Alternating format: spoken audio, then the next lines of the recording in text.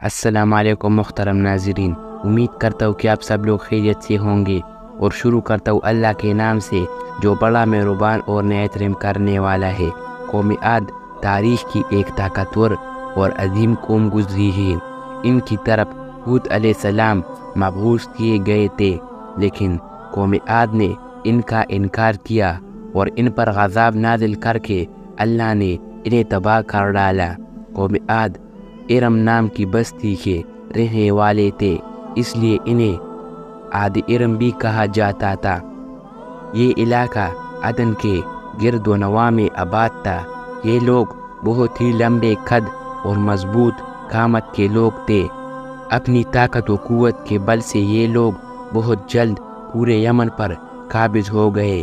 ان پر کئی بادشاہوں نے حکومت کی، مگر دو بادشاہ ایسے آئے جن کی حکومت عظیم اور جہو جلال والی تھی۔ ایک کا نام شدید اور دوسرے کا نام شداد تھا، جو بھائی تھے اور اپنے زمانے میں بے شمار لشکر و خزانہ جمع کیا تھا۔ یہ دونوں بھائی ارم بن سام بن نوح کی اولاد میں سے تھے۔ ان کی کل حکومت عمان، یمن، عدن اور شمالی عرب کے علاقوں پر تھی۔ جب شدید کی موت واقع ہوئی تو پوری حکومت شداد کو مل گئی۔ اس نے تمام قبائلی سردار اور بادشاہوں کو اپنا متی اور فرمانبردار بنا لیا، اور اس طرح پوری جنوبی عرب اس کے قلمروں میں شامل ہو گئی۔ اس نے اپنی حکومت کو عروج تک پہنچا دیا۔ دنیا کے دیگر ممالک کے بادشاہ اس کے باج گزار ہو گئے۔ اس تسلط اور غلبے نے اس کو اتنا مغرور و متکبر کر دیا کہ اس نے خدائی کا دعویٰ کر ڈالا۔ اس وقت کے علماء اور پیغمبروں کے پیروکاروں نے اسے سمجھایا اور عذاب الہی سے ڈرایا، مگر وہ کہنے لگا، میرے پاس اب دولت و حکومت سب کچھ ہے، اب خدا کی عبادت کی ضرورت نہیں، اور میں اب کسی کے اطاعت نہیں کروں گا۔ شداد نے حضرت ہود علیہ السلام کی زبان سے یہ سن رکھا تھا کہ جنت کیسی ہوگی اور اس کی نعمتیں اور خوبصورتی کا کیا عالم ہوگا، اس لیے اس نے زمین پر جنت بنانے کا ارادہ کیا، اور وہ کہتا تھا، مجھے اس جنت کی ضرورت نہیں ہے جو خدا نے بنائی ہے، ایسی جنت تو میں خود دنیا میں ہی بناؤں گا۔ لہٰذا اس نے 100 معتبر افراد کو جمع کیا اور ہر ایک کو 1000 آدمیوں پر مقرر کیا، اور پورے دنیا کے ماہرین کو عدن آنے کی دعوت دی۔ اس نے اپنے بھانجے ضحاک کو، جو ایران کا بادشاہ تھا، کہلا بھیجا کہ جتنا سونا چاندی تمہارے پاس جمع ہے وہ پورا میرے پاس بھیج دو۔ ضحاک نے ایسا ہی کیا۔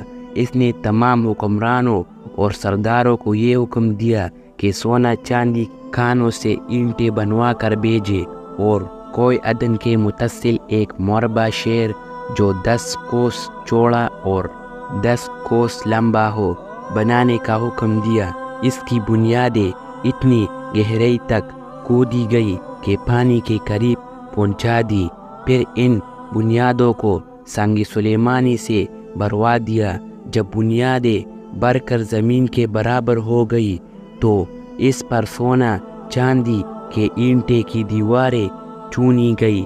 ان دیواروں کی بلندی اس زمانے کے گز کے حساب سے 100 گز مقرر کی گئی۔ جب سورج نکلتا تو اس کی چمک سے دیواروں پر نگاہ نہیں ٹھہرتی تھی۔ یوں شہر کی 4 دیواری بنائی گئی۔ اس کے بعد 4 دیواری کے اندر 1000 محل تعمیر کیے گئے۔ ہر محل 1000 ستون والا تھا، اور ہر ستون جواہرات سے جڑاؤ کیا ہوا تھا۔ پھر شہر کے درمیان میں ایک نہر بنوائی گئی، اور ہر محل میں اس نہر سے چھوٹی چھوٹی نہریں لے جائی گئی۔ ہر محل میں حوض اور پوارے بنائے گئے۔ ان نہروں کی دیواریں اور فرش یاقوت، زمرد، مرجان اور نیلم سے سجا دی گئی۔ نہروں کے کنارے پر ایسے مصنوعی درخت بنوائے گئے جن کی جڑیں سونے کی، شاخیں اور پتے زمرد کے تھے۔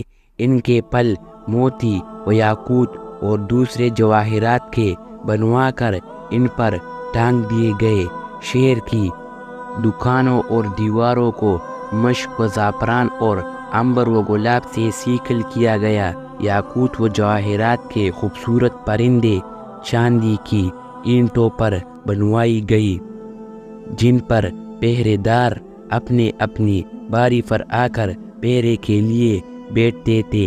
जब तामीर मुकम्मल हो गई, हुक्म दिया कि सारे शहर में रेशम के कालीन बिछा दिए जाए। फिर नहरों में से किसी के अंदर मीठा पानी, किसी में शराब, किसी में दूध और किसी में शहद व शरबत जारी कर दिया गया। रवायतों में आता है कि इस जन्नत को बनाने में 300 साल लगे और शद्दाद की उम्र 900 साल के करीब थी।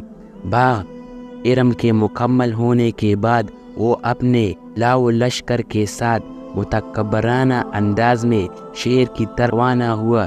जब करीब पहुंचा तो तमाम शहर वाले इसके इस्तकबाल के लिए शहर के दरवाजे के बाहर आ गए और इस पर ज़र व जवाहिर निछावर करने लगे।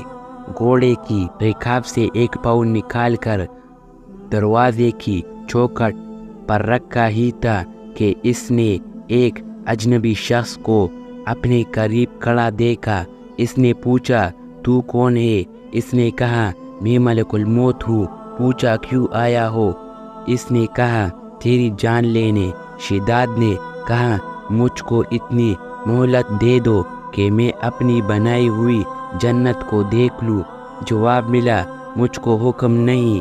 कहा, चलो इस कदर ही फुर्सत दे दूँ कि घोड़े पर से उतर आओ। जवाब मिला, इसकी भी इजाज़त नहीं। लिहाजा अभी शद्दाद का एक पाँव रकाब में और दूसरा चौखट पर ही था कि मलकुल मौत ने इसकी रूह कब्ज़ कर ली। फिर हज़रत जिब्राइल अलैहिस्सलाम ने बड़े ज़ोर से एक हौलनाक चीख मारी कि इसी वक्त तमाम शहर अपनी आलीशान सजावटों और मोहल्लात के साथ ज़मीन दोज़ हो गई और इसका नाम व नशा बाकी ना रहा। उलमा व मौरख़ीन ने किताबों में लिखा है कि बादशाह और इसके लश्कर के हलाक हो जाने के बाद वो शहर भी लोगों के निगाहों से उजल कर दिया गया, मगर कभी कभी रात के वक़्त अदन और इसके इर्द गिर्द के लोगों को इसकी कुछ रोशनी और झलक नज़र आ जाती है। ये रोशनी इस शहर की दीवारों की है।